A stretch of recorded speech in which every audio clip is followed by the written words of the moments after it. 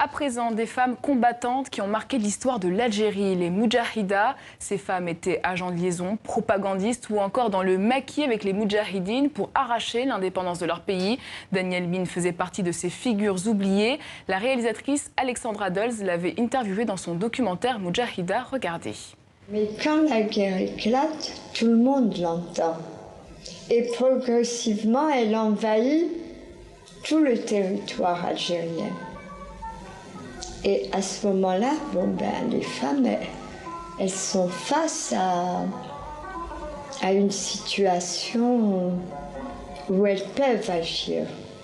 Et effectivement, elles agissent.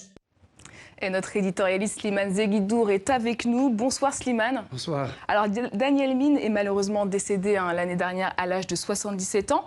Elle était l'une des grandes figures des Moudjahidas. Qui était Danielle Mine, devenue un jour Jamila? Alors, c'est une Française métropolitaine. Elle est née à Neuilly en 1939, de parents communistes et en partie juifs, qui ont été... sa mère a été déportée par les nazis, s'est évadée d'un camp.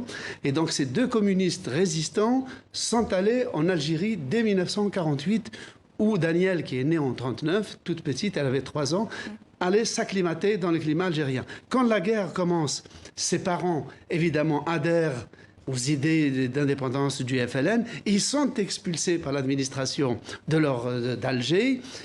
Mais Danielle, à l'âge de 17 ans, 1956, entre dans les réseaux de soutien au FLN dans sa branche communiste. Et en 1957, elle n'a que 17 ans. Elle rejoint le commando que le FLN, à l'intérieur de la Casbah, pendant la bataille d'Alger qui va occuper toute l'année 1957, elle va être une des porteuses de bombes et elle va déposer une bombe dans un des cafés le même jour pendant que des amis à elle posent des bombes dans d'autres cafés. Ce sont 3 attentats spectaculaires qui font 4 morts, 37 blessés, mais l'impact d'un attentat en pleine zone urbaine à Alger, là où toute la presse internationale est concentrée, donne un écho à cet attentat énorme et du coup jette une lumière crue sur la guerre d'Algérie qui arrive en zone urbaine. Elle quitte le maquis pour arriver à Alger. Et comment le FLN, le Front de Libération Nationale, a-t-il constitué ces cellules féminines? Alors, d'abord, le FLN a ouvert ses rangs aux femmes déjà dans les maquis. Dans les maquis, il y avait des infirmières. Dans les camps de réfugiés algériens en Tunisie et au Maroc, il y avait des femmes qui faisaient du planning familial ou s'occupaient des enfants. Et d'ailleurs, pour une société aussi patriarcale et conservatrice à l'époque que la société algérienne, seule la lutte pour l'indépendance était une excuse pour laisser des femmes célibataires aller cohabiter pendant des mois, loin de tout, dans un milieu totalement masculin. Eh bien, le FLN donc a bénéficié de cette dynamique vers l'indépendance qui a aussi émancipé les femmes. Et à Alger, où la Casbah, qui est donc la ville, la partie algérienne de la ville, il y avait l'armée française a encerclé la Casbah avec des barbelés et des barrages.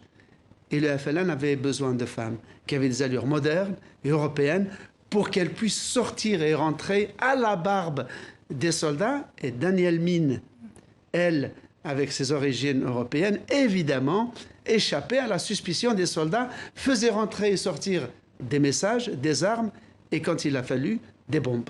Et justement, à la différence de la plupart des militantes, Danielle Mine était européenne. C'était un cas d'école. Oui, effectivement, la plupart des militants, des militantes étaient des Algériennes, issues de la bourgeoisie urbaine algérienne. Il y avait quelques pieds noirs en soutien, mais elle était une Européenne, née à Neuilly, mais elle était préparée, si je puis dire, par ses parents qui étaient des résistants communistes, des militants anticolonialistes tellement influents qu'ils avaient déjà été expulsés du Sénégal dans les années 40 et ensuite d'Algérie. Donc elle était, d'une certaine manière, elle avait tété dans le lait, dans le sein de sa mère, cet anticolonialisme. Et quand elle a été arrêtée, on s'était arrêté sur les bombes qu'elle avait déposées en 1957, arrêtée, condamnée à 7 ans de prison. Elle reste en prison jusqu'en 1962 en métropole, en France, à Rennes. En 1962, elle est élargie grâce aux accords d'Évian. Et qu'est-ce qu'elle fait? Elle opte pour la nationalité algérienne. Elle revient à Alger et elle sera, du fait de sa nationalité algérienne, la première historienne diplômée de l'Algérie indépendante. Elle va donc étudier, préparer un doctorat d'État, enseigner la sociologie. Et quand la guerre civile éclate en 1992, encore elle repart en métropole, elle vient en France, elle trouve un poste de sociologue à l'université de Toulouse, le Mirail, et elle enseigne la condition des femmes, la participation des femmes au vaste mouvement d'émancipation qui a soulevé tout le sud de la planète à partir des années 45. Et justement, aujourd'hui, que reste-t-il dans la mémoire des Algériens de l'histoire des Moudjahidas, ces femmes combattantes? C'est une très bonne question. Écoutez, elles sont, lors de l'enterrement l'année dernière de Daniel Mine, Jamila, son nom de guerre, et Amran, celui de son mari algérien, elle a été enterrée à Bougie. Mais sa mère elle-même, qui était une militante anticolonialiste, a été enterrée dans le carré des martyrs du cimetière El Alia à Alger, qui est un peu l'Olympe des combattants du FLN. Sa mère est morte 2 ans avant elle. Donc on a 2 générations de la même famille qui sont enterrées pour l'Algérie indépendante. Alors la presse a couvert ses obsèques, mais l'histoire de la guerre d'Algérie est très peu connue par la jeunesse algérienne.